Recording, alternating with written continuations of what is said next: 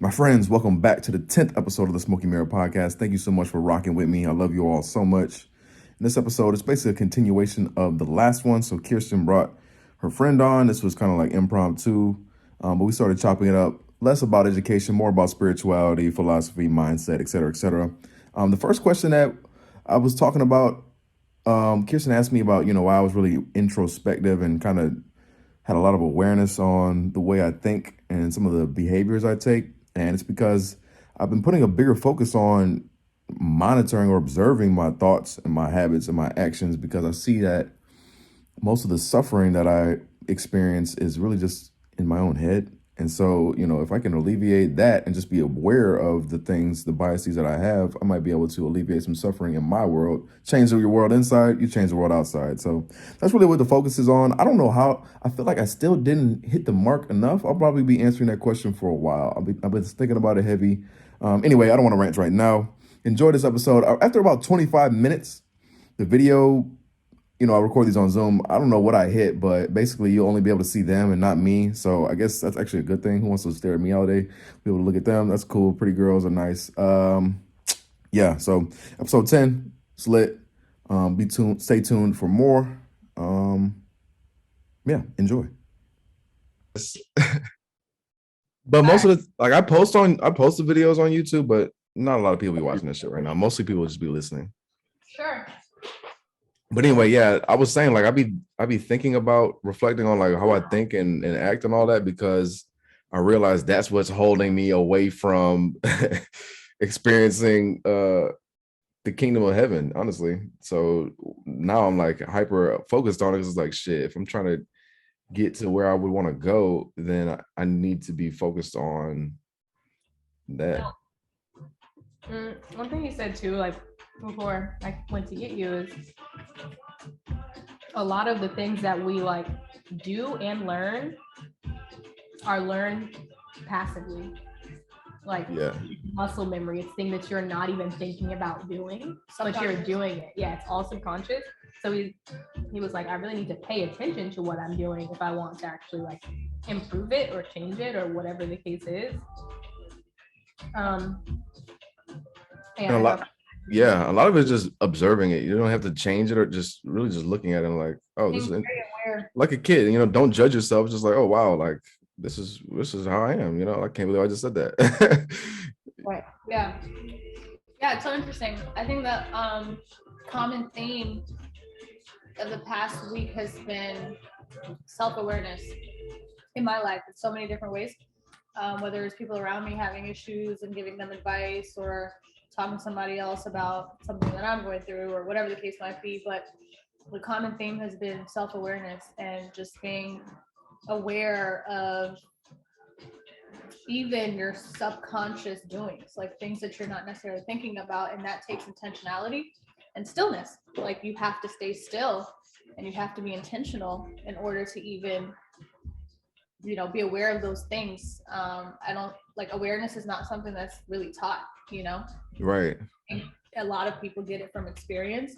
And I mean, it can be taught, depends on how you're raised, but a lot of us weren't taught that. We just kind of, like you said, we're a creature of habit, or like we're raised a certain type of way and we do things. And I think it's interesting because sometimes even when you think you're so aware, there's something you're not aware about. Right. And somebody brings it to your attention.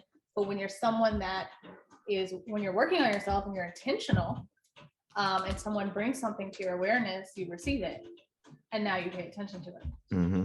So I was just having this conversation the other day. So that was interesting. I mean, the biggest part is just knowing that that's a thing, that's possible. Most people don't even consider being mindful because they never even hear about it.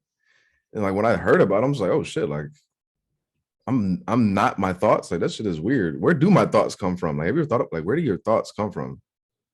Like I kind of question other people's, like as I observe different like friends or family, like I kind of question like what are they thinking and like what is the thought process behind this? Like I'm kind of curious about that. And that's why I'm kind of curious about your like how are you so like self-aware, because sometimes I like visualize, like I kind of just observe the people around me and I'm like, how do you continuously make the same mistake over and over again, and you're not realizing or even thinking about some of the solutions that might help you? Yeah, And at like, that point, it's not even a mistake. It's a choice. You're just yeah, deciding to do this I don't over and know. over. I don't know. I feel like the like lack of awareness and like lack of being taught about awareness, I feel like sometimes people make the same choice 5 times and they're still not aware. Like I think that like I think in my head when I observe certain things, I'm like, there's no way that you've made this mistake for the 6th time and you're doing it and you are fully aware of your issue. I mean, they Right? are. There's people that are aware, and then there's people that have a fear of changing or don't know how to change, which is a whole nother thing. Because a lot of people operate from a place of fear. So it's like I could be aware that, okay, I'm very aware of what anxiety is. I could be aware that mentally sometimes I could be self-destructive. Like I can control my mind. I know that. I know that I don't have to have anxiety. I know that I don't have to have these bad thoughts. Like it doesn't have to be my life. But some days it just is. Like, and it's still a choice, you know?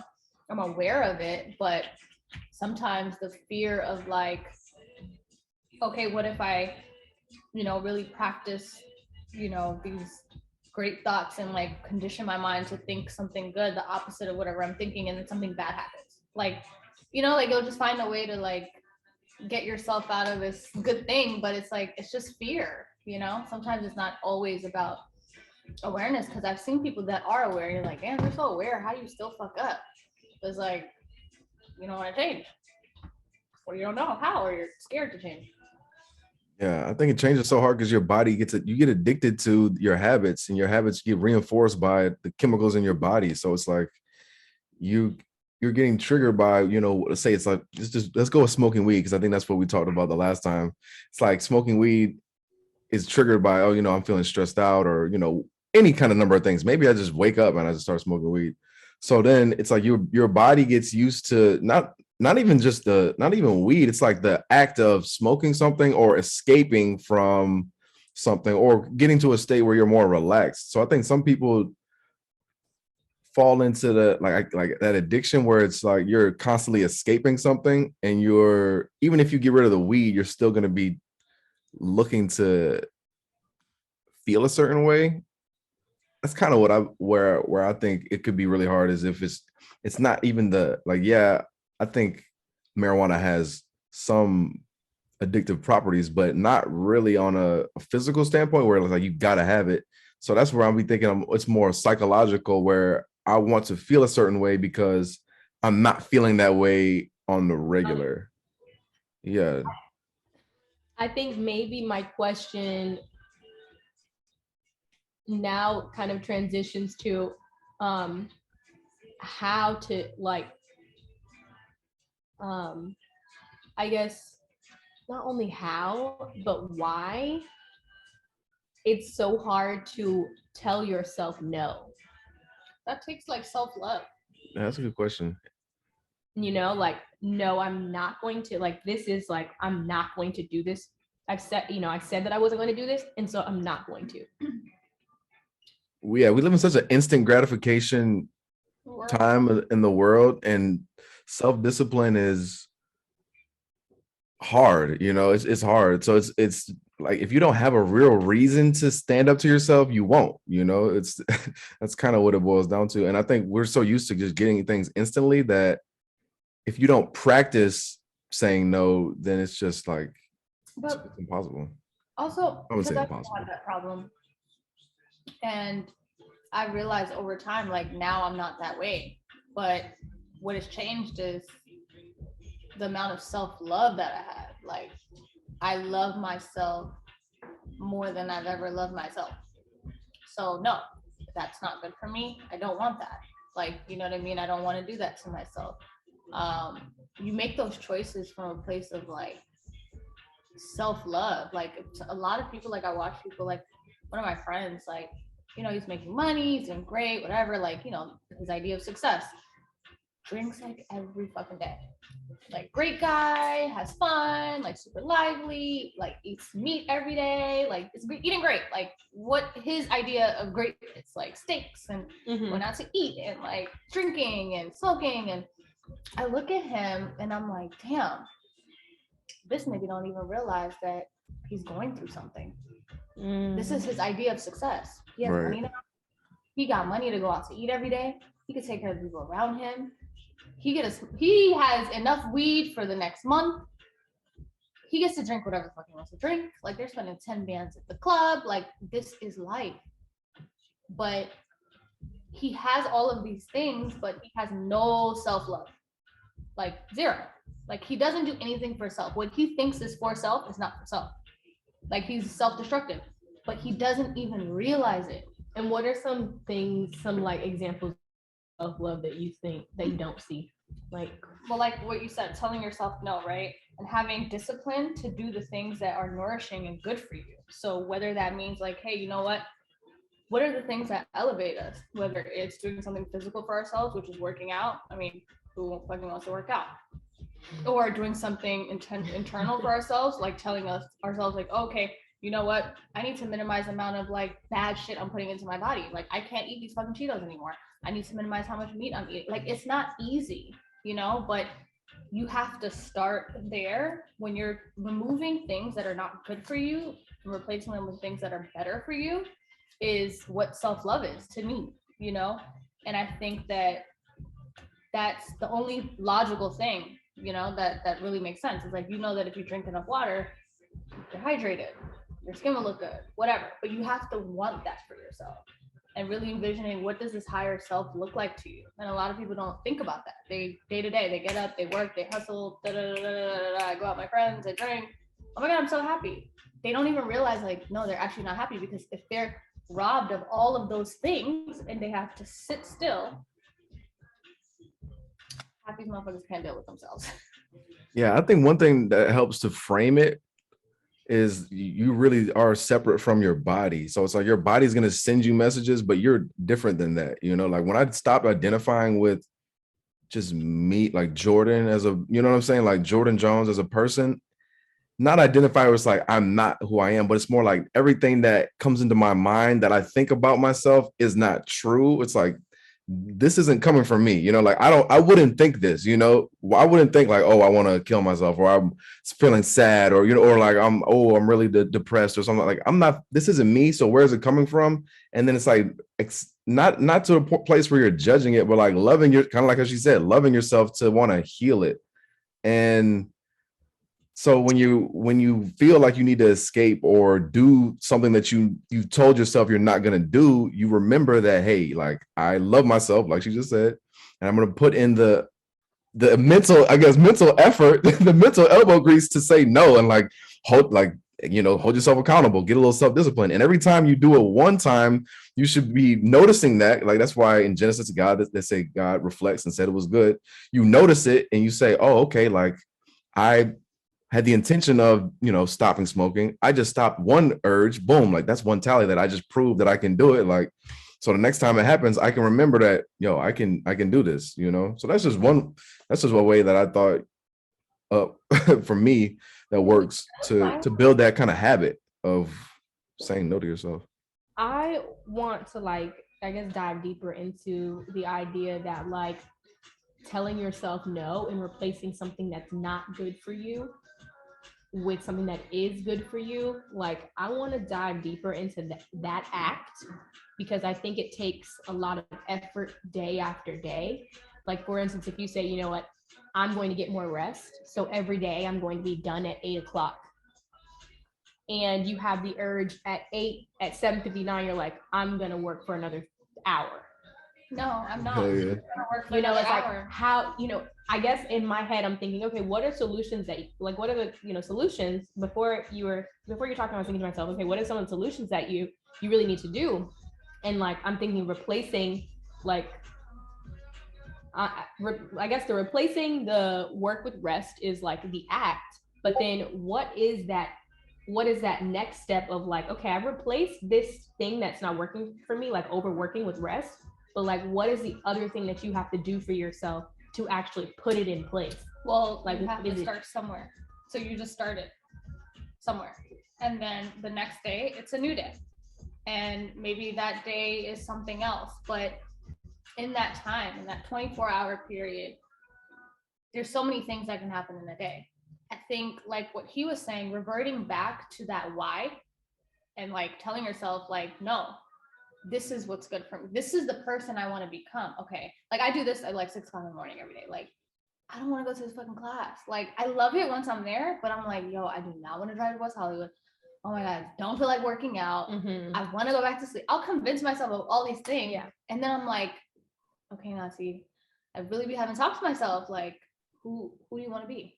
Okay, this is the person that you want to be. This is the person you envision to be. You want to feel like this. You want to look like this. How is this going to make you feel? Remember when you went yesterday, how you felt afterwards? All right. And I get my ass up and then I go. Like, I be having to talk to myself like that. And it's literally a 1 day at a time thing. And then it becomes a habit. Yeah, from a more like, I guess, practical stance, like what you can actually do. I'm actually reading Atomic Habits right now. Yes, me and my mom do have a book club. It's just me and her. But literally on the chapter that we in right now, it's talking about how you have to put like a situation on it. So you say, when situation X arises, I will perform response Y. So kind of like how you said, oh, I don't want to stop smoking. I want to be a healthy person, you know? So like, I don't want to stop working to go to bed. I just want to be more restful. So then maybe you have to put in time, like, all right, at 8 o'clock, I'm going to get up and brush my teeth and get ready for bed. So now every time you see it at 8, like, all right, that's my cue. I need to start getting ready for bed. And so that's how you start to build a habit, is you have to have a set time when you know, oh, the condition is 8 o'clock. Okay, now I have to get ready for bed. And so that way you eliminate any decision making of, oh, well, should I sneak in another project? Or like, no, you just know, oh, 8 o'clock. Okay, I got to go. So that's like building routine. Yeah, it's something like, how do you start building good habits? And so if you don't want to, because like, I think the framing from I want to be a healthy person versus I want to stop doing something, because you know nobody wants to get like stop doing this. I want to start being being healthier. I don't want to stop eating chicken wings. Like motherfuckers love chicken wings, but I want to start being healthy. So how can I, create a reality where both of those can be true? It's like I can be healthy and eat chicken wings at the same time if that's what I want to do. So Yeah, like I think we kind of spoke about this before, is like kind of changing the frame. And I Yeah. think one thing I'm kind of curious about is like, for instance, is the idea of like changing the frame, like how hard it is to change the frame when it's related to success and wealth. You know what I mean? Like if you say to yourself, you know what, I need to get good rest so that I can wake up in the morning, but you want to continue to work on your brand or continue to work on this project that you want to finish, is like hard to draw the line between, okay, this thing, if I continue working on this thing, I think it aids in my success, or I'm going to follow this routine that I said was going to change my habits, that's going to lead to my success. So with, it's kind of like, I feel like dynamic. Yeah. I feel like you should make a routine that works for both. Like if you want to stay up later and work on your brand, then I think you should build that time in. You got to really evaluate like what is the priority? Do I want to get more sleep right now, or do I want to go hard? Sometimes it's better to go hard. Like only you can really say for sure, but I think there's always a way to find a balance, but the balance might change over time. But there's nothing wrong with wanting to put the pedal to the metal a little bit, as long as you can do it in a sustainable way. Honestly, that's what I think. Also, one thing that I've realized is that we do live in a toxic society where we have conformed to what society's grind culture. Yeah, what society's like perception of success and grinding and making it looks like. So for me as a business owner, I constantly have to evaluate, okay, is this coming from a place of trauma or a toxic place, or is this coming from me and the person that I want to become? Because I'm like, oh, okay, 3 hours of sleep, yeah, work until 3, I'm grinding, I'm doing all this stuff, but it's like, okay, am I really getting anything done? Because I'm fucking tired. I have to go to this workout in the morning. So I really do have to stop sometimes and be like, okay, am I subscribing to this concept of what it looks like to grind or, be successful? And yeah, I am, because this doesn't feel good. So I have to do what feels good for me, because I know that in my subconscious mind, I am influenced by Instagram and by the people around me and what that looks like. Oh yeah, no sleep. You know, all the millionaires. Yeah. Right, no sleep. I'm like, no, fuck these millionaires. I'm tired. Like, I could still do that. I think they can all coexist. I could still be a millionaire and I could still not be tired. Like, you know what I mean? That's definitely true. I constantly tell myself that because we live in a society where that's a thing. Oh, Jeff Bezos, he didn't sleep. You know? Yeah. Like, okay. There's a difference between being busy and productive. Exactly. I'm busy, but I'm not being productive when I'm like, Yeah. Yeah. And I think the motivation there is important too, because it's like, am I working because I'm insecure about not getting work done, or am I working because I have like my creative juices flowing and I'm creating something really like valuable? Because I think that if you just kind of ask yourself that about the work, I think you'll have your answer about whether or not you should rest or not. yeah. Like, is it something that needs to be done? Do I need to stay up and do this? Or am I stressed because I feel like I'm not where I should be? And that's why I feel like working on it. You know? I literally talk to myself like that all the time. Same. Like I be going through the same shit. And in by 9 a.m. Now that's something I have to do. It has to get done by 9 a.m. But like there be stuff that doesn't. And it's just like, I'm like, what am I doing? It's just I didn't feel like I did enough this week. Yeah. It's toxic. I feel like I can be somewhat militant. Yeah. And I feel like I can't say what works for most people or whatever the case is, but I feel like setting hard boundaries in the beginning of whatever you're working on, and then over time having more leeway works for me, because like if I say I'm not going to do something, then I don't. Like I want to like not do it. Like I can cut myself off from things, and like that's just it. Yeah, like, same. That's it. Like I've told myself like no weed, no nails, no trips, no none of this, and like that was it. Like, okay, it's over with. And like if I say I'm not going to eat this, I say I'm not going to drink this, I'm not. Yeah. If I say I'm not trading past 8:30, I'm not. Like I don't. It's over with. Yeah, some people have a hard time like drawing that line, but I feel you. I'm the same way. I don't know if that's a Pisces thing or not, but I am definitely the same way. So I definitely used to have that thought where it's like, okay, how can you not do that? But I know how people cannot do that. It's hard. Yeah. And then I just have to revert back to the things that are hard for me. Like I'm not perfect. Okay, yeah, I can do that, but there are other things that are very difficult for me, you know? Mm-hmm. So it just really depends. But I tend to be very like militant and harsh a little bit. Like that's how I am with myself. So I know like with kids, I'm like, no, like nigga, just stop doing it. Like, no. Like you know what I mean? But you gotta, another word of the day for me was being graceful. You have to be graceful with yourself so that you can be graceful with other people. Yeah. Yeah. I think erring on the side of more militant is even better too, because you can always taper that back. But it's kind of hard to be that self-starter and get on yourself and say, no, we're not doing it. If it's not in you, it's hard to build that up. Yeah, it's hard to be militant with a routine that's new. Like something new that you're even if it's just one portion of your routine, like something new that you're implementing into it. But first 2 weeks is always going to be the hardest. You usually got to grind through those first 2 weeks. It's like 21 days to form a habit. The first 2 weeks is the hardest. I think day 4 is usually the hardest, 3 or 4 of starting a new habit. Yeah.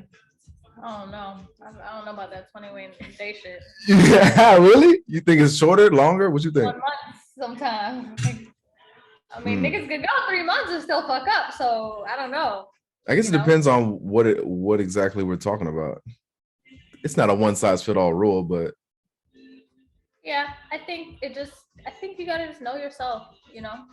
And for me, it's a day-to-day thing. It's not really like I can form the habit, like I can do it and still fuck up from it and then not do it. So I just know that every day I have to be intentional and tell myself, hey, this is what you want. This is what your higher self looks like. This is the person you want to become or be. Yeah, it's definitely a day-to-day thing for me. Like well into being a vegan, a year and a half, 2 years in, I was ready to fuck up everything up. So it's like, okay, I formed the habit. I'm 2 years in. It's past 21 days, but like I'm ready to fucking give everything up, you know? So I had to talk to myself again. I have to start there again. I have to, you know? So I just think like it's a day-to-day thing for me personally.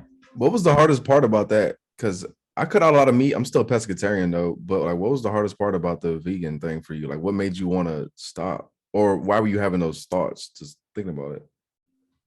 The thoughts of becoming plant-based. No, of because you just said like, oh, 2 years in, I'm about to Yeah, that fold. happened at some point 2 years in. Like, why were you craving meat, or like, what was it? Yeah, like it was like a random, like I wanted it was specific things that I wanted. It was Chick-fil-A chicken. I don't like chicken anywhere else. Or tender greens chicken. That's it. Like I wasn't just like, ooh, I want chicken. No, I wanted tender greens or I wanted Chick-fil-A chicken. Like those are the only two things I wanted. I never wanted a steak or anything like that. It was specific things. And I realized too, like I changed within my environment. My environment didn't change. Mm-hmm. So it was harder. I was constantly being influenced and you know, making myself feel almost like I was excluded from a social setting or something because I'm this only person, or it's like, oh, you eat leaves, or you eat carrots, like, you know. And I don't know, I think over time it's just like, why am I doing this?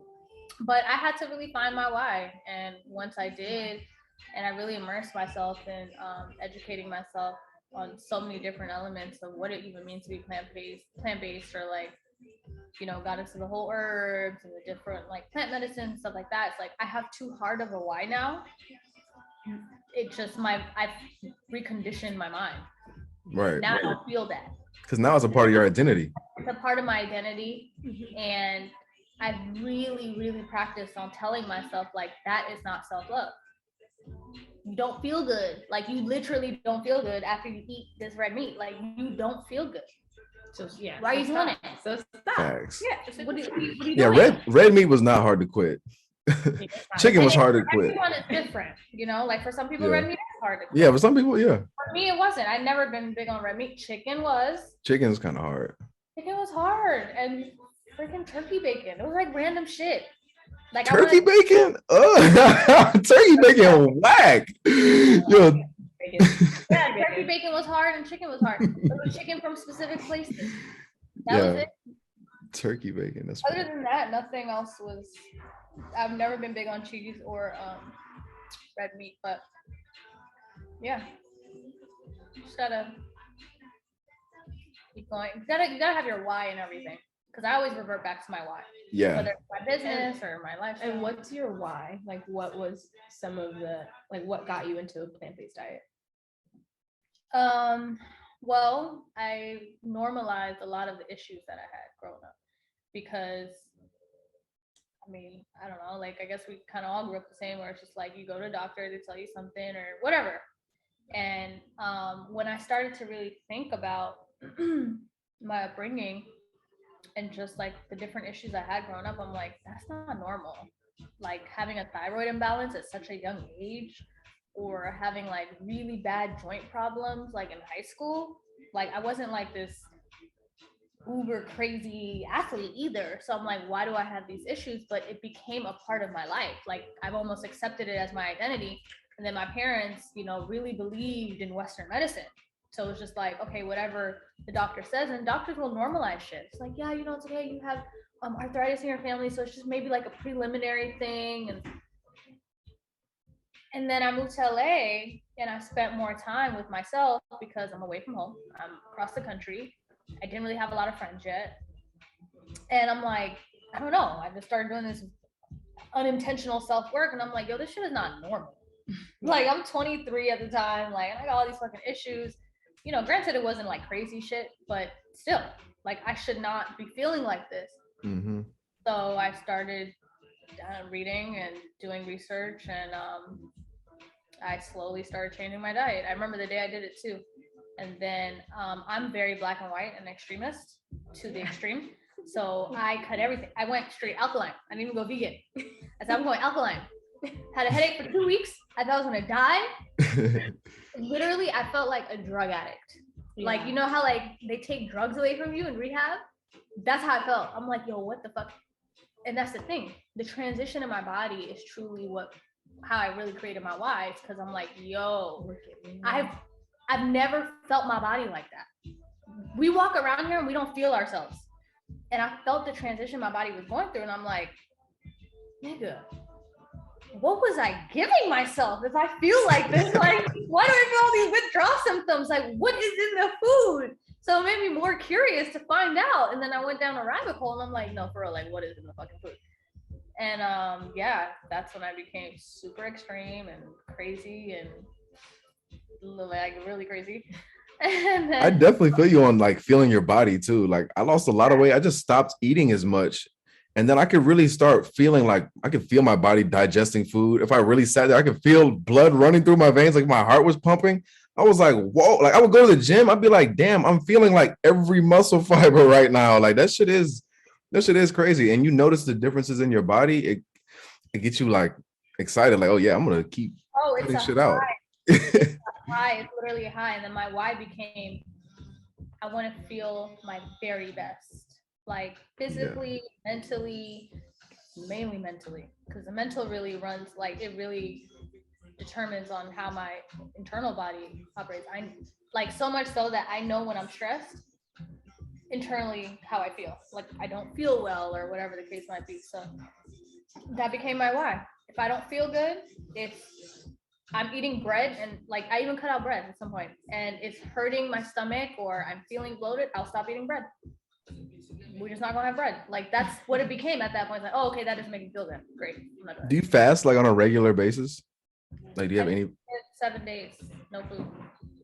7 days? No food. I don't know if you heard that part. You said like how often do you do that? Or you just did it? I just did 7 days, but I do fast prior to that. 7 days is the longest I've done. Wow. But in November I did 5 days. Prior to that, a few months before that, I'll do random 3-day fast. My next one's gonna be 10 days.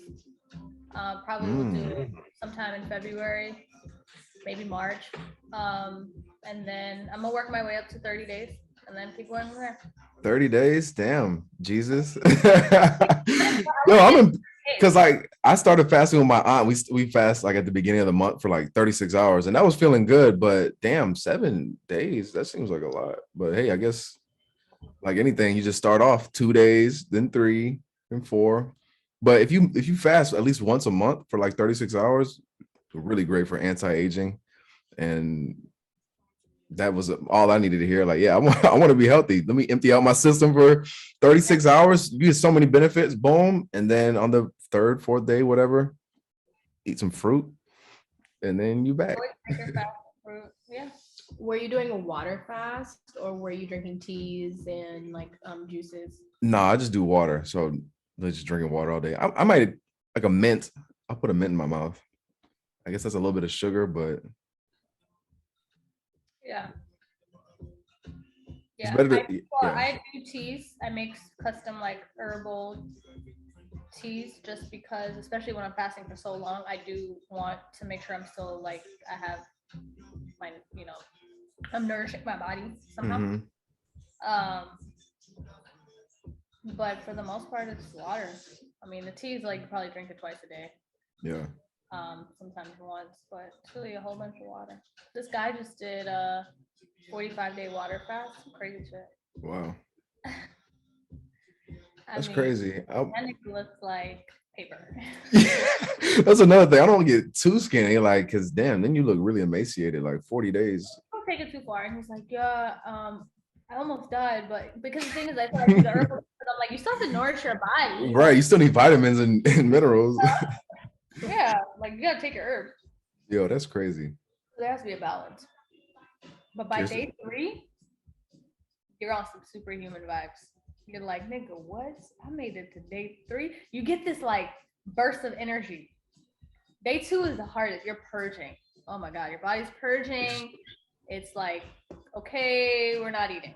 It's real now. Day 3, you just wake up and you're like, okay, you don't even need coffee. You don't need shit. You just have all this energy.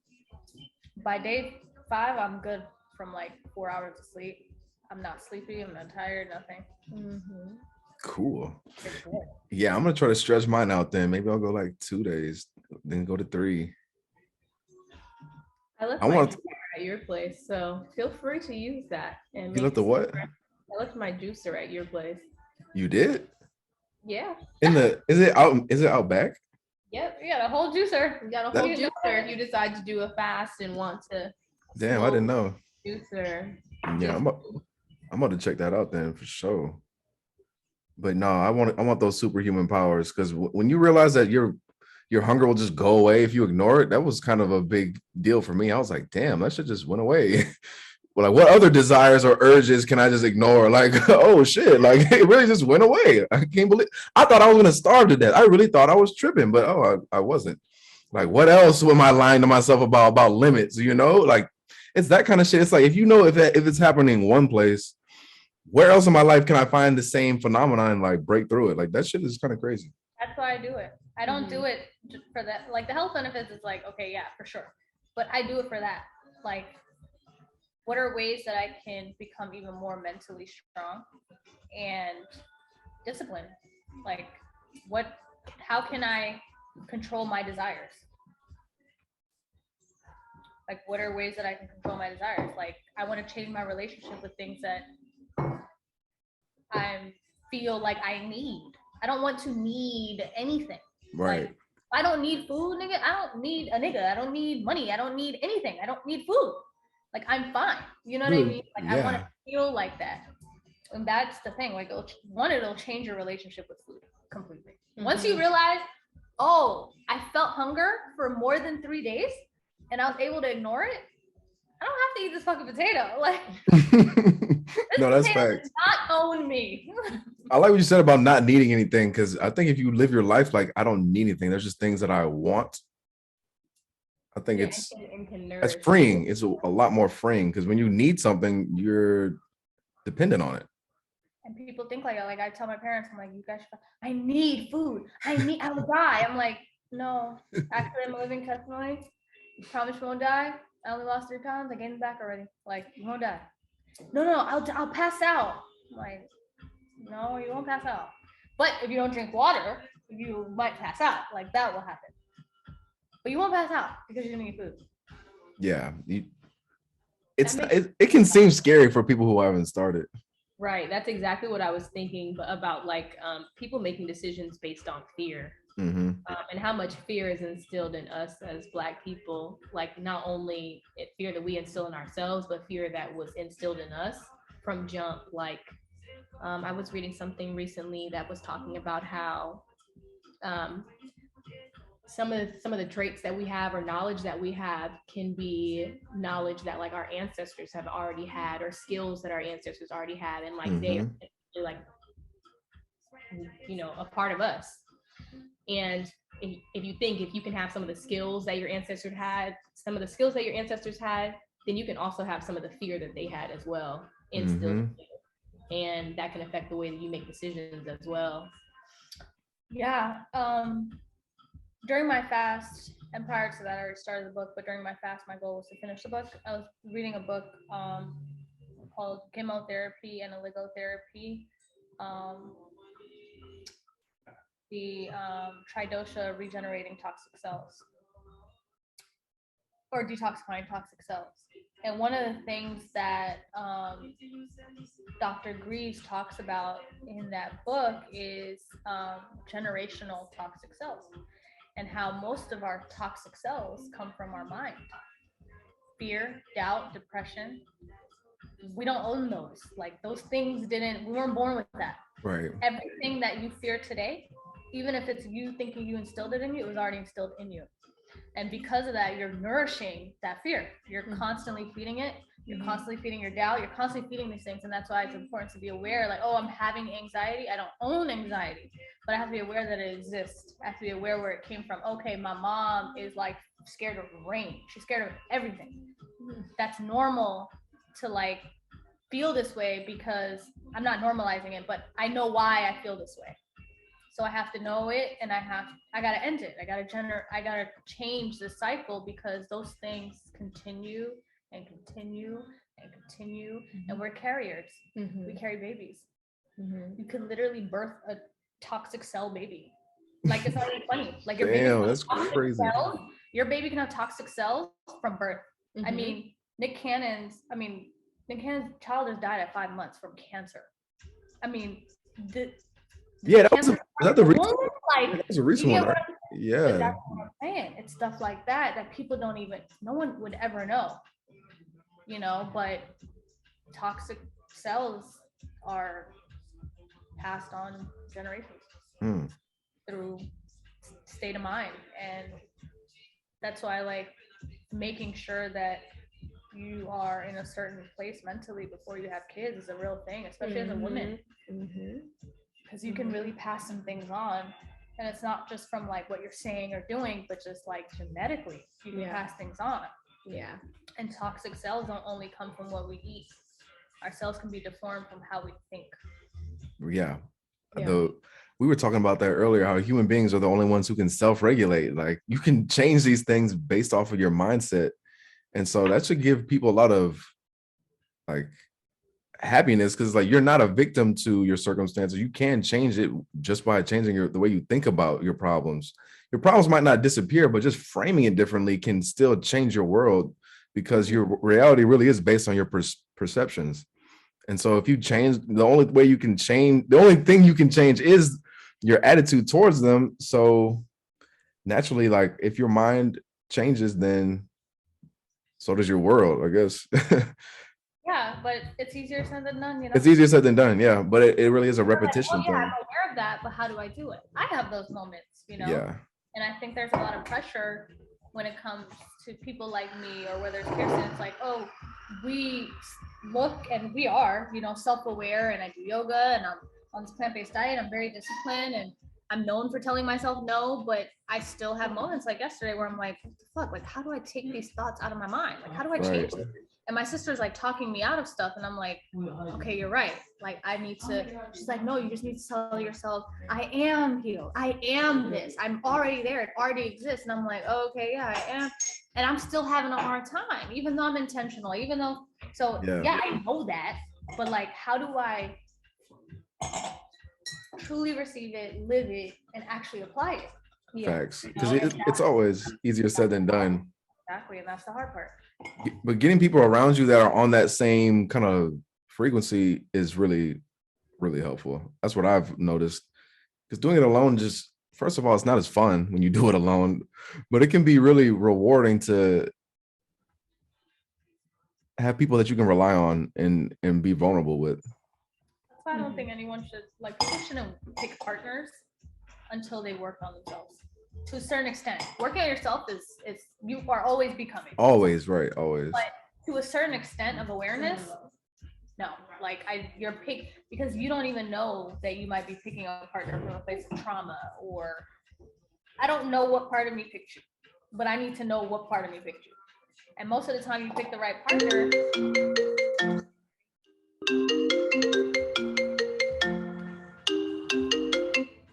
It's gonna be some things you don't like that the person does or says that are good for you. That's how I know I picked the right partner. I'm like, oh, okay, this nigga holds me accountable.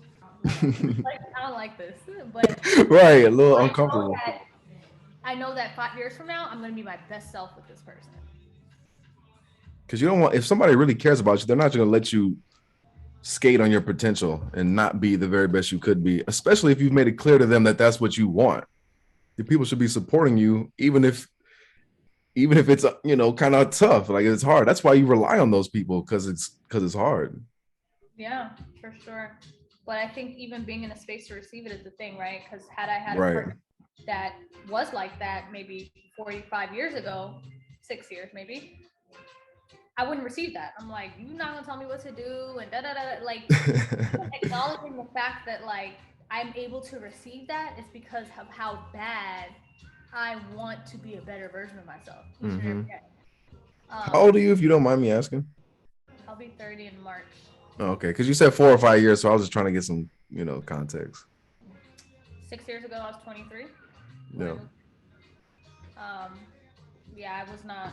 You couldn't tell me shit. You couldn't tell me nothing. Like, yeah, that's why Nati is the plug. Okay.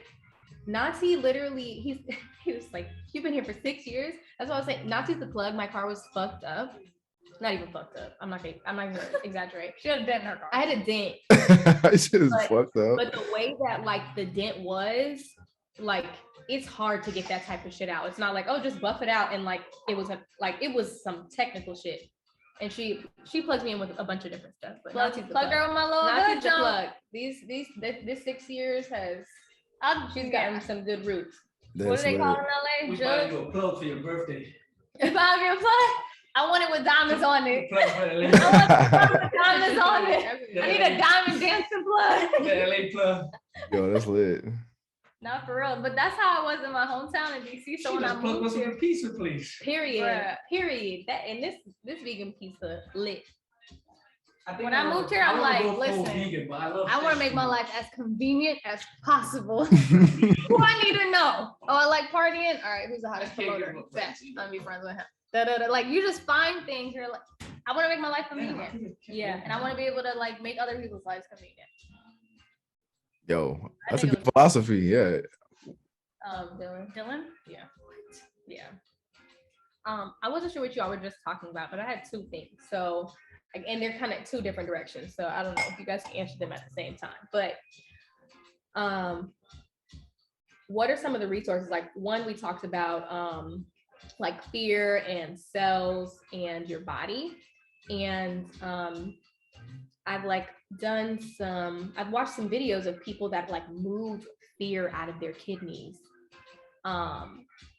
through breath work, through yoga, through like people who kind of massage different areas, like moving certain things out of their body.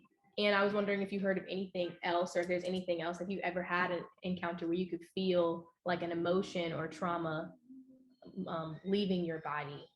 Yeah.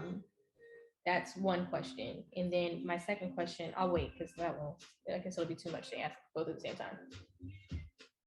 That is interesting. Nati, you want to go first? Okay. I like to talk. Have I ever felt fear leaving my body? Yes. I think I felt it multiple times. Definitely during like a time of fasting. My fasts for me are very, very spiritual. So I do really double down and immerse myself in like prayer and connecting with God.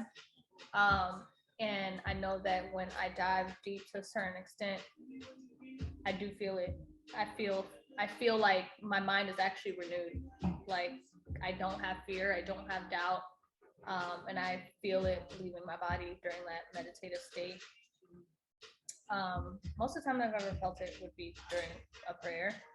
Other than that, meditating, like when I'm doing yoga or I'm by myself and I'm meditating, and I like find creative ways to practice and like truly recondition my thoughts in my mind. And sometimes I just be walking around my house, closing my eyes and just telling myself a list of things that I am, or disease doesn't exist in my body. Like I don't own this. Anxiety doesn't exist. Like, and there's times I really believe it and I feel it leaving my body. So yeah, that's my story. Nice. I've seen kind of like what you're talking about, how people are moving things out of their kidney or changing their body. I've seen videos of people like with really big tumors, just like from breathing, like you can see the tumor getting smaller in a really short period of time. So I've seen stuff like that where people are like almost performing miracles on themselves. I'm not exactly sure how they do that, but I have had my own, I guess what I would call like a mystical experience, like where I kind of felt like all the fear that I had is like, I just kind of let it go. It was like, why was I holding that all on to myself? You know what I mean? And it's kind of like for the first time in that moment, I was like letting go. It was almost like I was hanging on to the things that I wanted to get rid of. You know what I mean? Like that's kind of, and so it was like I just dropped it and I was like, oh shit, like it was like a big weight off of your chest, like, oh fuck, like wow, like I could have been living like this the whole time. Yeah. And it's like that those moments only really shine through. I don't think it's like I'm experiencing a blissful state now. I'll always, have no fear. But I think because you can remember that limitlessness or that fearless experience in your body, and so then the next time you feel fear, you can say like, hey, like I know that this isn't really who I am. Like what I am is that other experience where I was feeling unlimited, but this one's making me feel like making me contract and making me shrink. So I know that this shit is either going to make me a stronger person if I can lean into it, or it's something that I need to heal in myself. And healing is I feel like that's almost like a loaded word, because like, what does that even mean? But I think because I don't have the answer to that, but I think it's just awareness is like the first step to literally address anything. You have to know what it is. And so I think fear can be a useful tool, but it's not something that you should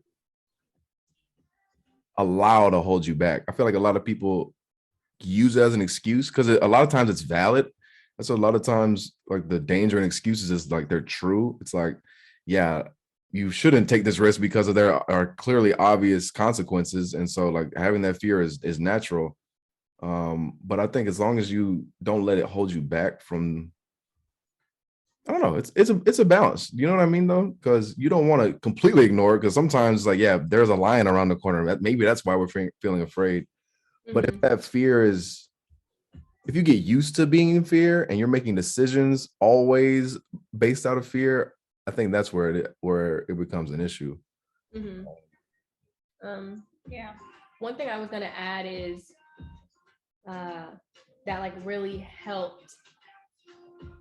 I think something that it was instilled in me, and then it was also something that really like healed me as a child, is moving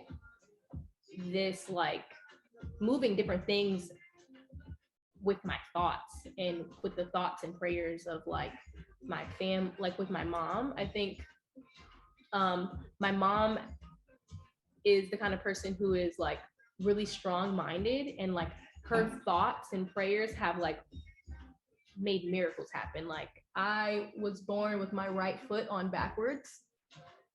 What does that mean? Like it was facing that way? Yeah. How is that? I don't know. Kirsten's like a unicorn or something. I was born with my foot twisted to the side. And mind you, already like my mom was told a couple of different things, had a really hard pregnancy with me, and she was like, no, we're gonna be all right.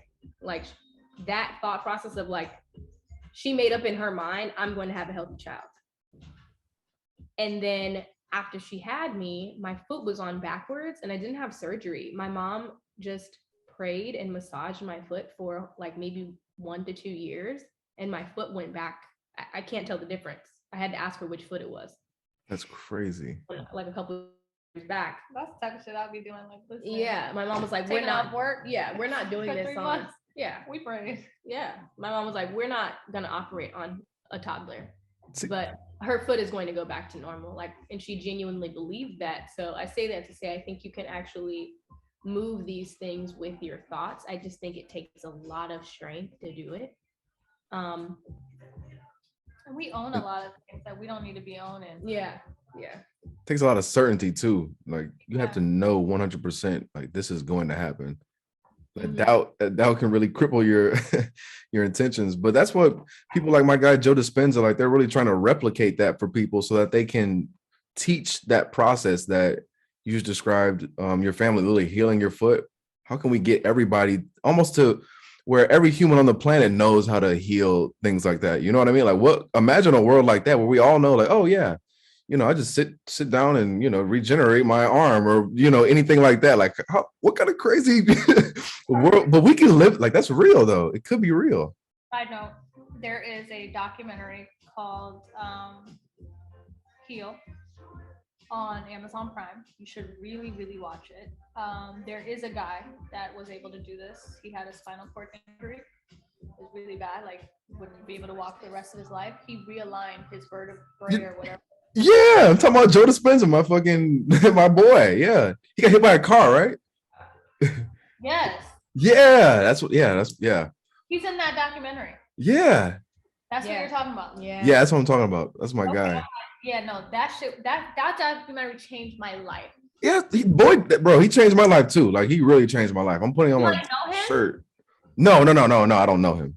Okay, no, if you said my boy, I'm like, where he at? Oh no, I wish I knew him. Like, I'm trying to go to one of his events, like low key. Oh Like yeah, it, he's like touching people and healing them. it'd be nothing but like 70, 50, 60-year-old white people in there. I'll be the only one in there. Like, yo, let me get some of this information. I don't know. I don't know. There's a lot of people I'm sure like did their spine. This might not be the exact person, but the guy I'm talking about, he's a researcher and a scientist. So like they'll do brain scans on you and do all that and kind of show you how to, they call it brain and heart coherence, because they discover that there's neurons in your heart.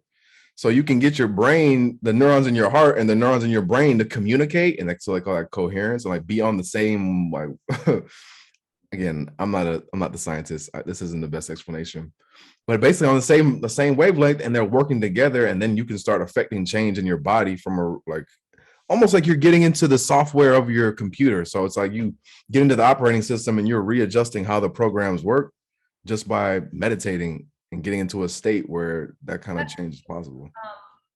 Sorry. No, that was I don't good. know if you guys know about Mike Todd. Mike Todd? Yeah. The pastor? Pastor? Yeah. I don't know if you guys watch it, but he says something that really, really stuck with me. He has a series called Crazy Faith, and then he did another one called Crazier Faith. But anyways, I was listening to a sermon one day, and he said something that really stuck with me, and it was, you have to see it before you see it. And he preaches that a lot, and it's so real. Like, I be telling myself, it's like, okay, I got to see it before I see it. Like, when you meditate on whatever it is that you're trying to, the place that you want to get to, whether that's healing your spinal cord or whatever the case might be, it's like you literally have to see it before you actually see it. Mm-hmm. So that's something that I always keep in mind. Like when I am meditating or closing my eyes, like, and I really started like seeing stuff with my eyes closed. Yeah. Like it comes to life. And then sometimes when it doesn't necessarily make sense, I'll draw it out. Whatever I saw with my eyes closed. Mm. Yeah, I think kind of what you said or what he said on you have to see it without seeing it. Me and Kirsten talked about that earlier, but you can even put it to the test on like real everyday stuff. So say you have a mission, like, you have a brand or you have a company or whatever it is. The reason why you're not going to stop working on it is because in your mind, it's already been realized. So when you quit, you're acknowledging that it hasn't been realized because you're letting the environment of your current environment, your current outside conditions tell you, oh no, that shit isn't happening. But if you say, no, fuck that, it doesn't matter what happens out here, I'm going to make it happen, then I think you can do things that people will call you crazy for, or people will doubt you and say like, oh, there's no way, that's impossible. But it's only impossible to them. I think this is why I really resonate with Kanye, because he's never letting people put limits on him. And I think we are in a society that puts limits on us inherently. And sometimes we get fearful if we think about other people breaking those limits. So I don't want anybody to let other people like diminish their shine. And yeah, that's all I want to say on that. It looks like protecting whatever it is that, What y'all sipping on? I seen Kirsten bring the bottle out. I knew what time it was. Some Merlot. It's yummy. I am kind of picky with red wines, and when I don't like red wines, I'll make it into a spritzer. My mom taught me how to make it into a spritzer. You put some fresh ice, maybe throw some fruit and some ginger ale. You want to make it sweet. But this is yummy. This is pretty good. Yeah, I'm picky with wine. I'm picky with a lot of good. Stuff, yeah, this is good. Have you ever had Josh? Yes, we just had Josh. Did we finish the Josh? Maybe we finished it. Josh is amazing. Coco Bond at Trader Joe's. It's only $8.99, and it's probably one of the best wines ever.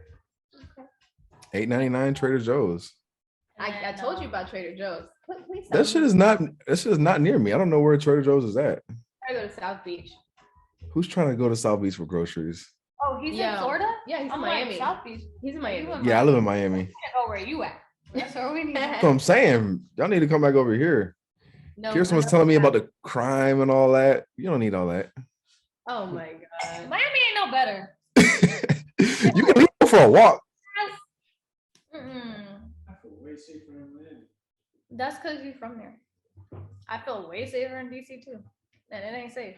But another thing is downtown LA. Like Nati doesn't live in downtown LA, and the crime is not as crazy. Oh, That's not well. Yeah, downtown. your face. It's like a motherfucker where I'm at. It's still being gentrified. It's hella Mexican. There be all types of shit. Fucking rape cases, crazy stuff. It was really the holidays. People don't have Stealing shit, yeah. Yeah, so they have But downtown is just a crazy place. Like this whole crime epidemic or not, it's like hella homeless people. It's the hub of homelessness, you know. hell yeah. And it's just something about the high rises makes people crazy. It's like New York, you know. Because everybody went out there, they had a dream of like big shit, and then something happened. Or they got on drugs and they was going to fucking One Oak too much, and somebody said, "Hey, you want to try crack?" Sheesh.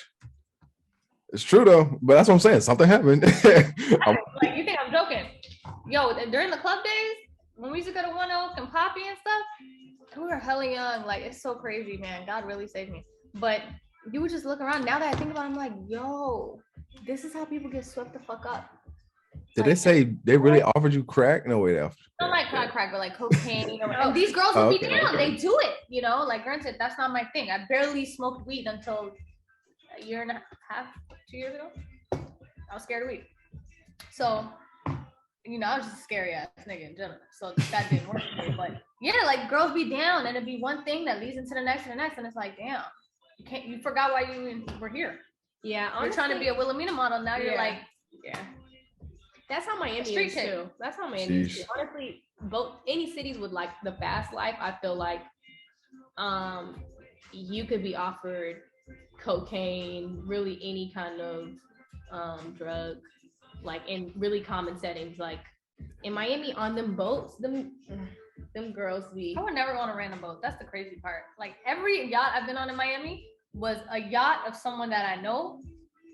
Either they own it or they got it. Like it's their thing.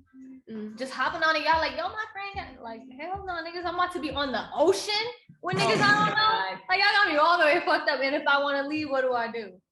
You can't walk out the door. You can't. I'm good because I ain't swimming back to shore, so I'm gonna stay right here. Most of the boats in Miami have more women than men. Not that that's what they want. Yeah, most of the boats in Miami, I've gotten on plenty of yachts and I didn't even know whose party it was. Like a lot of situations like that, and had a great time. Yeah, I mean, I went to college, so that's where I was that's where I saw that kind of life, the drugs and all that shit. I feel like college, you gotta be. College in Miami? No, I went to college in Pittsburgh, so that's how I know it's everywhere. But he's from Illinois, like Chicago, not outside of Chicago. Yeah, I'm from Aurora. I was saying Naperville. Yeah, it's actually near Naperville. No, that is. My in-law, she's from Chicago, and then they moved to Naperville in high school. You say your in-law? My brother's wife. So we used to go to Chicago a lot. Oh, okay. Chicago's a great city. When I say in-law, people think I'm married. I know. Why doesn't someone ever think that it's my siblings? Isn't that an in-law as well? Well, yeah, I just didn't hear. Yeah, I thought you said in-law. That's why I was confirming. I'm not coming at you, but it's so funny. That's the first thing that people think. It's like, oh, are you married? I'm like, no. Can I have a sibling? No, that has a spouse. Like people do that all the time. They're like, oh, are you married? I think when you say in-law though, it infers that it's the person you married there. You should just say my brother's wife. I think that's your brother's wife, not an in-law? They are your in-law, basically. Well, it's our no, you're right. It's true. No, that is true. But I just think in everyday lexicon, when people are talking, you should just say, "Oh yeah, my brother's wife." That's why people assume that you married. I think. Whatever. My sister, friend, wife, whatever, brother, whatever. Yeah. No, okay. Well, since you brought up marriage, like. Okay, let's go. Yeah, that was the other question. Let's go. I'm saying we brought the wine out, so now it's perfect time to get less. Oh, I don't got no wine. Y'all got the wine. I can't get up and leave. You know, all I got is water. Well, I guess I could. I don't have shit to drink though. Nati was saying like, oh, I need to know myself so I know why I'm picking this person, the person that I'm with. And I was questioning, like, now that you've kind of done some like now that you all have done like self-reflections and stuff like that, as you go in to pick your partners, or as like, you know, you're approached by people, how does that, I don't know, how does this like self-reflection of like, oh, I know why I'm picking, like why I'm deciding to be with this person. I guess my question essentially is like, how you'll know that in the beginning. Like, how will you know, oh, I'm picking this guy because I really want, you know, X, Y, and Z, and you know that, like, how, I think, yeah, essentially, how will you know that? And do you know that in the beginning? Well, now I will. But I think that, so for me, my last relationship really shifted a lot for me. So I thought I was so much more intentional than what I was. But you know, I wasn't. Subconsciously, I was intentional because this person that I attracted, it's weird. I attracted this person from my higher self, but also from a place of trauma, because what we bonded on was trauma bonding in certain spaces or certain places in our lives. But also, this person had different elements about him that exceeded already where I was, and I saw my higher self in this person. Like, he didn't have to do anything. He didn't have to drag me out of bed. He didn't make me do anything. He didn't tell me I have to do something. But the way that he operated within himself made me want to become a better person. And it was just his energy and his spirit. And I think over time, I realized that, and it took time. I didn't know this off the rip. I was like, oh my God, I love him. Like, so dope, whatever. Like, we have so much fun together. You know, this mental discipline that he had for himself, I wanted. And I didn't know I wanted that, but I already had started doing the work.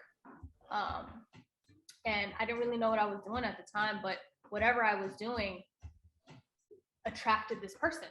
And it sounds like you had green flags you were already hip to. Like, you kind of had that in mind where you're like, I kind of, or maybe you discovered that you liked. Exactly, but I didn't know it. Like, now I can tell you, but then I'm like, I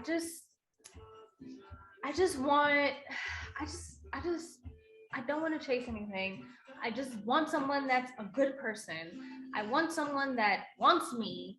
I want someone that is good to me. Like, you know, you could just say those things, but I didn't necessarily know exactly what that looked like. But I knew I wanted that. I knew my heart wanted that. But I didn't really know how to do the work the way I know now. So still, that part of me attracted him. But then, like I said, there's areas that were like, ooh, no, like, I can tell this is where we're trauma bonding. So I think, like, sometimes you don't know off rip. I think now it's different because I'm more intentional and I'm paying attention and I'm genuinely using my spiritual gift of, you know, intention, like being intuitive and, you know, compassionate and things like that. Like, I will be more aware early on. But it took me a year and some change to figure out, like, oh shit, this is the purpose of this relationship. This is why this person came into my life. This is why I came into their life. But I don't know that I'm supposed to be with this person. And if I am, it's not this version of this person. Yeah. So yeah, it takes time. It definitely takes time. But I think finding purpose in things, and that's why, like, you know, for me, I don't necessarily have issues with people I've dated because I find the purpose in it. And then it's just that. Why am I mad at you? My purpose, the purpose of this relationship is not for us to be married. What am I mad at? Because you chose someone else or whatever. Like, you weren't supposed to choose me. You're not for me. You know? I don't even know if that makes sense, but I don't know. I am interested in that last part you said. Yeah, same. But but first let me vocalize what I thought I heard. It sounded like you kind of were I'm interested in what you were saying. it sounded like you were kind of already on a, for lack of a better term, like spiritual journey, or just, you know, finding yourself a little bit more. So you kind of had some principles in a partner that you were hip to. And so I think a big part of it is just kind of trusting that you will find that person, and then kind of approaching relationships with like a little innocence just to see like, where does this go? But I am interested when you said about the marriage part. Did you mean like we're dating, but it's not like I'm expecting to get married? It's more like maybe, it's like what did you mean? I guess just expand on that, because I really didn't get it. Well, okay, so I think for everyone it's different, but for me, I've always been a serial monogamous. Like, I'm not really like let's just see. I mean, obviously, let's just see what happens. But I just always want to be intentional. Like, if I'm invested, I want to marry. I'm dating to marry you, like to spend my life with you. I want to spend my life with someone, literally. So because I know that and I want that, that's always the goal.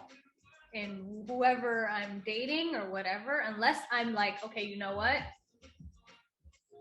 I just want to have fun right now, whatever that means, right?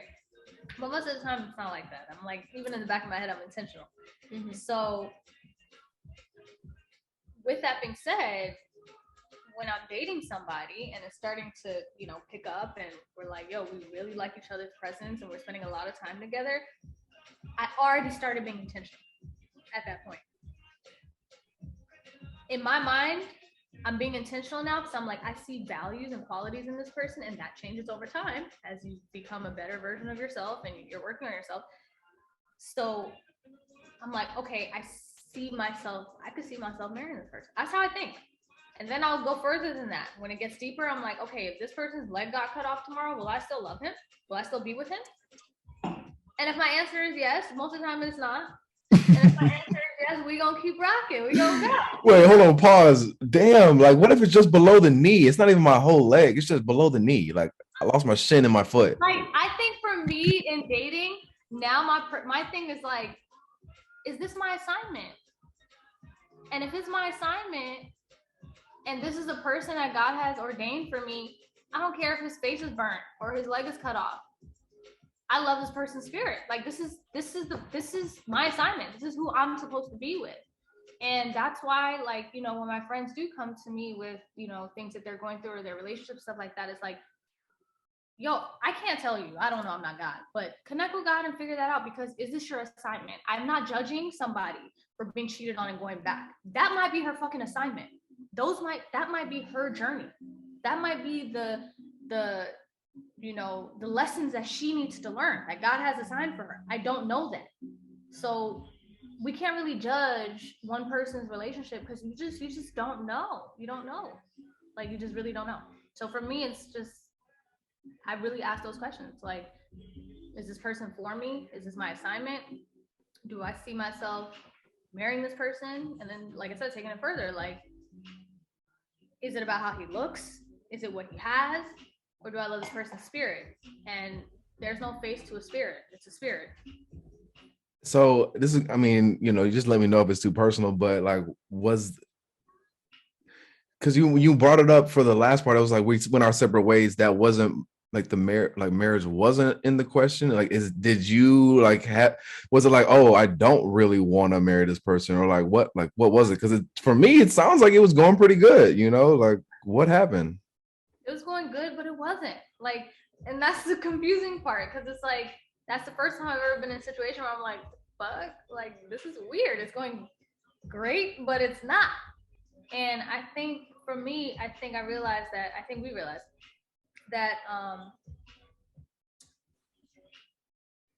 and I won't know this obviously until the future, but right person, wrong time is a thing. And if I can explain it in any way, it's like, okay, there's so many things about this person and what they value and who they are and how this person's spirit makes me feel. I can see myself marrying this person, but there's also parts of this person that I'm like, I don't know that there's longevity in it because of who this person is today. He could very well change. I don't know that. I do know that there was like a profound purpose in that relationship. I know that it has that relationship has a lot to do with who I am right now and me having this conversation with you. But I think once I found the purpose in it, I found peace. I made peace with it. And I don't have resentment, and I don't hate this person because he didn't give me what I wanted, or there was no, it was hard to get to a place of like commitment, not like, oh, he was cheating, but just like security. There was a lack of security.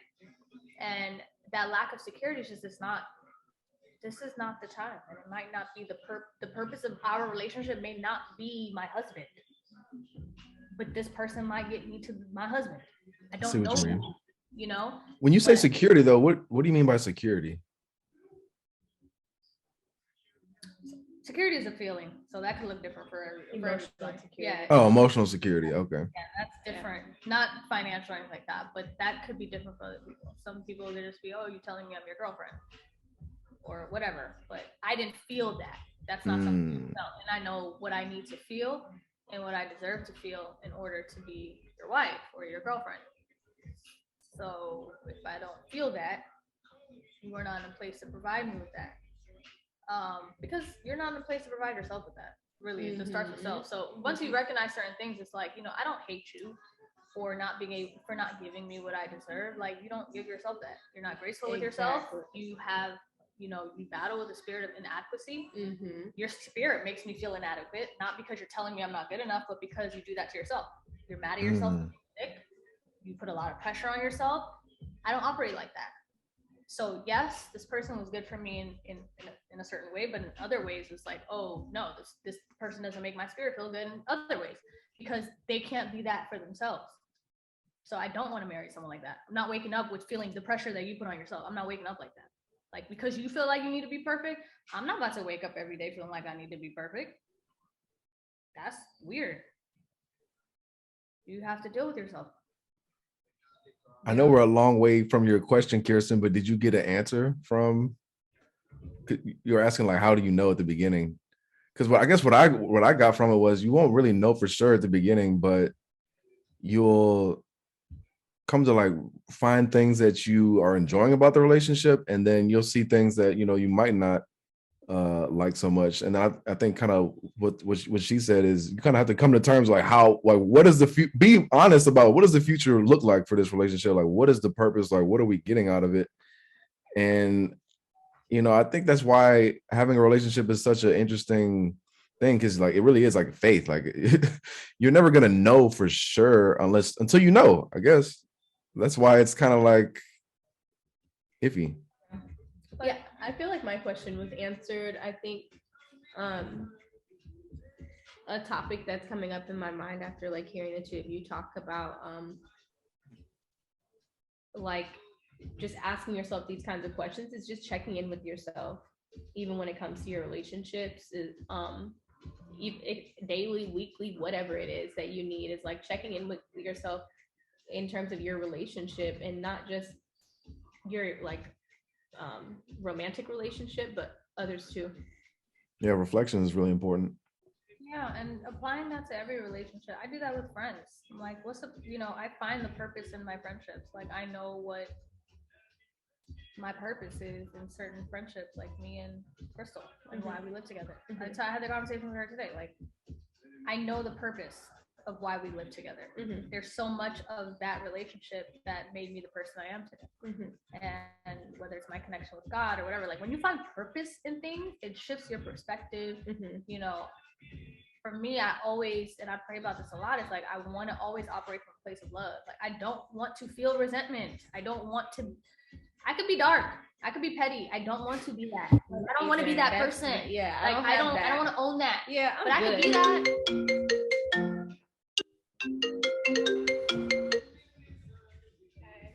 Okay. So, okay, just let me know what floor you go on. Yeah. It's just finding the purpose in things and knowing that even when things come to an end, the end don't gotta be so harsh. Like, it's just like, it's the end of that. Yeah. There could be a new beginning of that as well. Like, I think that when people get back together in relationships years later, like, that relationship died, whether you want to believe it or not. Yeah. Like, y'all relationship died. Like, this knew you, knew him, whatever. It's a new relationship. And that's okay. Like, oh, did you get back with him? No, I didn't. I got with a new person. He not the same person. And if he is, then he's gonna get left where he at. But like, you know what I mean? Yeah. This might be another personal question, but Kirsten, like, I'm curious, like, reflecting on your relationship, like, what made you get into it? Like, kind of how you asked, like, what are the signs? Like, what made you, lean in? And if I'm putting you on the spot, we don't have to answer that question either. You're putting me on the spot, but Nati, are you in a relationship? Oh, okay. I was gonna ask you the same thing. Single. Oh, okay. I should be waking up in the shower like, yeah, I think you got it. So I'm not. Oh, okay, cool. I think I feel like in my current relationship and in any relationships in the past, I think the idea that you choose your partner based on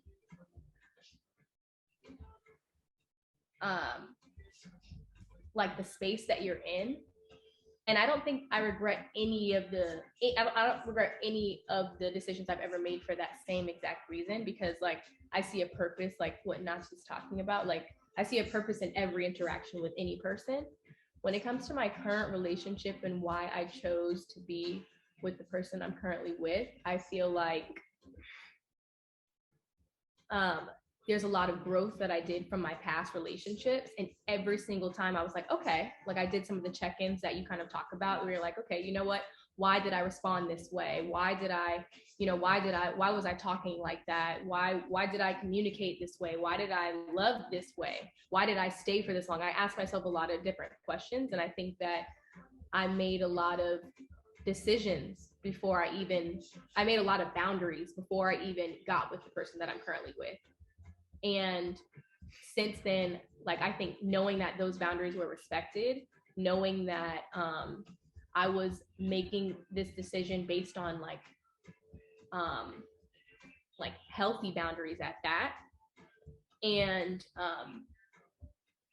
that the person that I'm with, that we envision the same thing for our dynamic. Like we're on the same page when it comes to our dynamic from the beginning. Basically picking your partner based on who you want to become. I don't know if that's what I mean, because I think, or you're in alignment.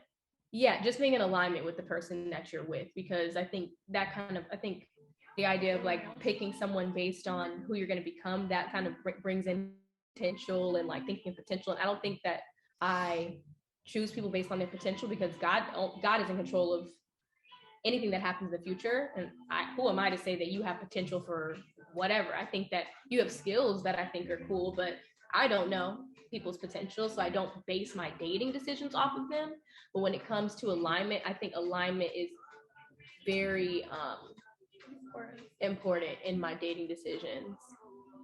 And I think that was something at the top of my list. Alignment on like values and goals. Yeah, principles and morals. Morals, communication, bro. Yeah. Oof. Listen, because God gave us words and we do not use them. Right. It's because words are powerful. Sometimes people don't know how to wield it, and also especially the male species. I mean, maybe y'all aren't very good listeners. Maybe that's why men don't want to share. Have you ever considered that? Maybe, actually, you're right. Maybe listening to men requires this kind of hearing that is so, that requires like a real crutch, like we have to have this kind of supercharged kind of read your mind kind of hearing. And you're right, we don't listen in that way. I mean, I don't know about that, but no, it goes back to certain people just they're in different spaces. Like not everybody is ready to really know how to process their emotions. Like people aren't getting taught this, so if you're not learning on your own, like I don't know. I have no words to say about about men not being able to express their feelings, but I do know it's not the fact that it's a recurring thing is indicative of the culture. Like it's just kind of how we raise the men to kind of be like that. And so if we really want to, I mean, obviously personal responsibility, yeah, but if we really want to change, we got to change the way we raise the men. It's a man for sure, but once we're an adult, right? There's just a certain level of accountability we have to take I'll because be right back. now we're adults. No, that's facts. I'm not making excuses for behavior. I'm just explaining it. Because Yeah. I mean, yeah. I think in general, whether it's a man or a woman, I think we need to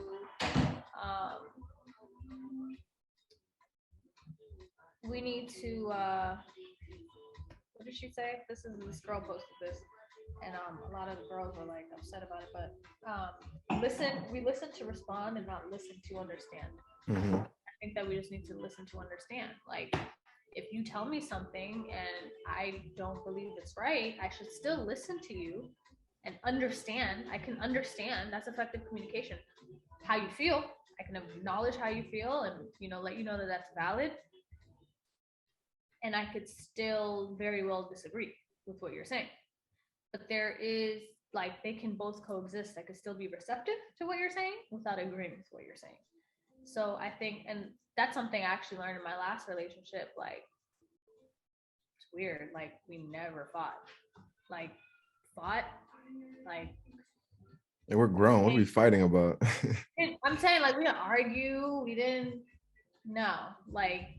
Granted, yes, I would be upset at something. And I'm very much a very passive aggressive person. So, and part of me is my way of not being, not being impulsive and saying something that I should probably not say. So I'll just step back. It might be look like I'm just, being distant or whatever the case might be. But I have to rationalize my emotions because I'm a highly emotional person. So, but in terms of actually arguing, it never happens. So by the time we get around to communicating, it's very effective. It's like, oh, well, you made me feel like this, and this is how I felt. Oh, wow, I didn't know that I made you feel that way. Sometimes, and that's something that he was honest about. He's like, I'm in my body. I don't know. Sometimes, I don't know that that's what that's perceived as until you tell me. Right. That's not his strength. For me, my strength and my gift is to be able to put myself in people's shoes. I've already played the scenario on how something will make me feel before I even do it or say it. That's not everyone's strength, but understanding that, even though I'm I don't agree, why are you like that? I can understand that.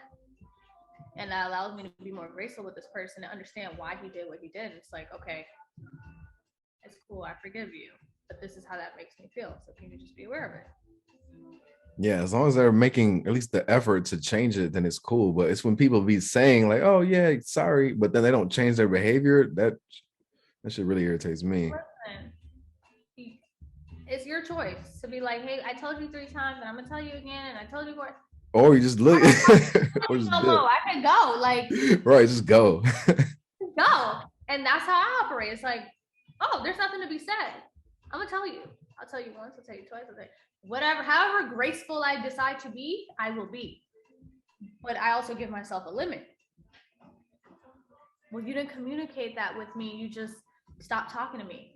I didn't have to communicate that with you now. Why? I've communicated with you 4 times actually on this date, and then this date, and this date, and this. I'll even tell you the time. Not the receipts. No, the receipts and nothing changed. So I'm not obligated at this point to communicate with you again. Facts. I'm allowed to make a decision for myself because guess what? You're making a decision for yourself. You ain't communicating with me. You didn't discuss that with me on how you decided you were gonna be. And it's not to be petty, but it's the truth. We're gonna choose self. That's how we move, and we're gonna move like that. Let's be fair. So that's just my thing. Hopefully my next relationship is lit. I sound like I know what I'm talking about. Sound like it, right? I don't actually know if I know what I'm it's talking easy, about. right? It's easy to sound like it, but in practice, I probably don't. But as long as it's as long as you can get in certain moments of clarity, you're all right, I know I can replicate this if I just focus. I knew I had it down pat when I was talking about it, last night. Why is it hard during the day? I just need this funny. recorded. Yo. Yeah. Give me this recorded and I'll be straight. But no, Kirsten said, what did you say? You're men don't what? Talk about their feelings or some shit like that? I didn't even say anything. Yeah, Maya had one. I didn't say anything. I was just saying basically what you're talking about. Nothing new is that in order for you just have to raise your children to be good communicators, like to know how to communicate how they feel, how they think, all that stuff, you know? Like, because in the end, I don't even think it's fair for you. I don't think it's fair to you all. Not even you all. I don't think it's fair to raise your son differently than your daughter, but I don't think it's fair for any person to not know how to communicate their feelings. It's frustrating. Right. Like, it fucking sucks. So, like, to Nati's point, it sucks that when you're an adult, like, it sucks that when you're an adult that like you don't take accountability for it. But like, from my sense, if I'm giving the benefit of the doubt and like seeing it in like a child, if I'm looking at the situation in like a childlike lens, it sucks being just a human who can't communicate.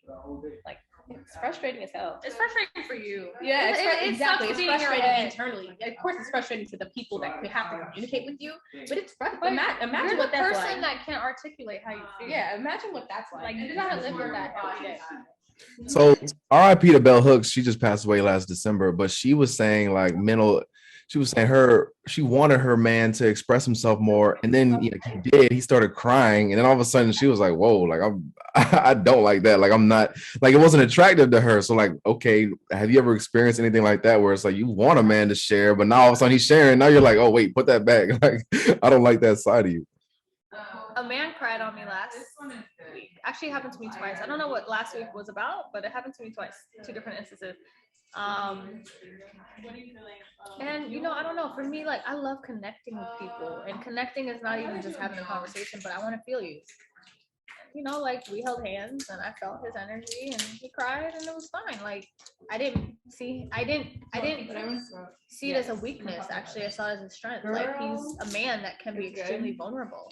I'm not his girlfriend, you know. But whatever it is about my spirit made him feel comfortable enough to cry. And I knew that he was holding in a lot of toxic masculinity. And you know, he operated from that place because he doesn't have a space. This is like He just doesn't have that space, you know. 3 hits. How could you tell that he was operating from that? Because Tell you? Oh, you know.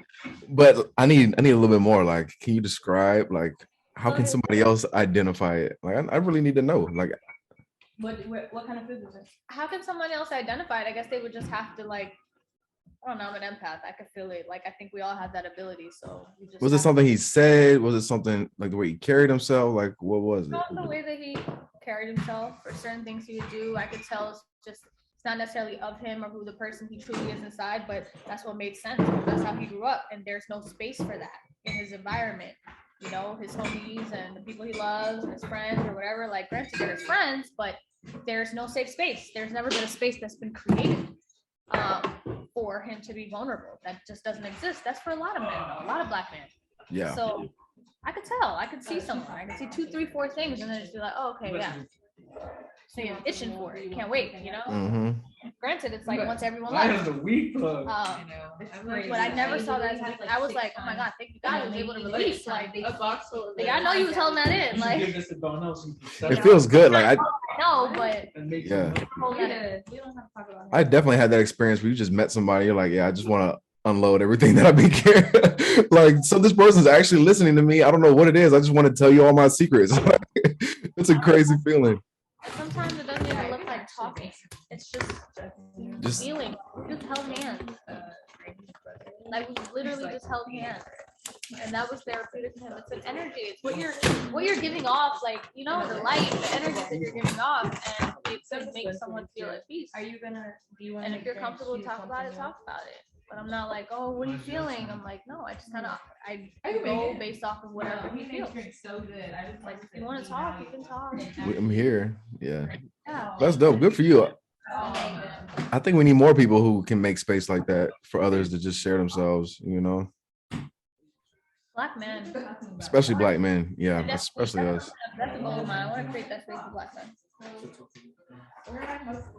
And Yeah, that's there's what we need to do better too. At truly, There's like, no more. I guess I've talked to you. I'm talking. Yeah.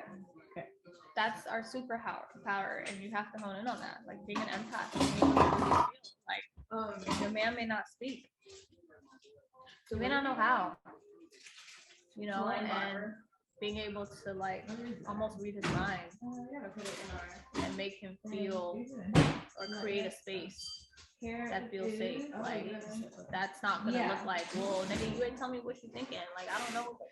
Yeah, because he's not probably going to. It's unfortunate, but Once do pepperoni and be manipulated.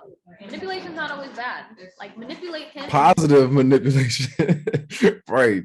Use your mind. That's why they say like behind every great man is a great woman, because that's what she's on. That positive like motive. I guess you could call that motivation. Isn't motivation positive manipulation? Maybe like reinforcement, support. I don't know, but sometimes it's like doesn't look like okay, like let's get up and no, it's like it's get your ass up. it's a strategy. Yeah. Apply that strategy into making someone do something good for themselves. It's gonna help him. It's gonna help you. Like I think we put such a negative connotation on manipulation because people do use that power. Manipulation is a skill set, and they use that skill set in a bad way. But you can use that same thing just the same way anxiety is. It's a power. You have an anxiety. You have the ability. Think about it. You have the fucking ability to convince yourself something bad is happening the dough when nothing is happening. Right, but dough. You know how powerful that is? And Yeah. to be able to utilize that same strategy into something good. Oh, Same concept. That shit is crazy. We're the only animals that even know about the future, so that's just crazy in general. Shit's nuts. Well, yo, listen, I appreciate y'all taking the time. Seems like y'all, got shit going on now, so we can wrap this up. We're about to turn up now. Yeah, we're It's about been to. great being deep with you. Yeah, yo, I'll let's run it back. I'll send you each other's IGs. all right, bet. Yeah, Nati, it was great to meet I you. don't watch this, but I hope it look cute. I think you look cute. Y'all look good on this side. Just in case my husband here. No, you definitely look cute. You put it on. You put it on. You might get some DMs afterwards. I'm not gonna lie. People will be hitting me up like, yo, who was that in the last video? Like people. So hey, I don't know. Be ready. All right, I'm gonna add y'all to a little thing. But all right, yeah, y'all have a good night. Be safe and all that. All right, you You too. Okay. Oh, whoops. I'm gonna stop recording. All right. All right, talk to you later. Bye.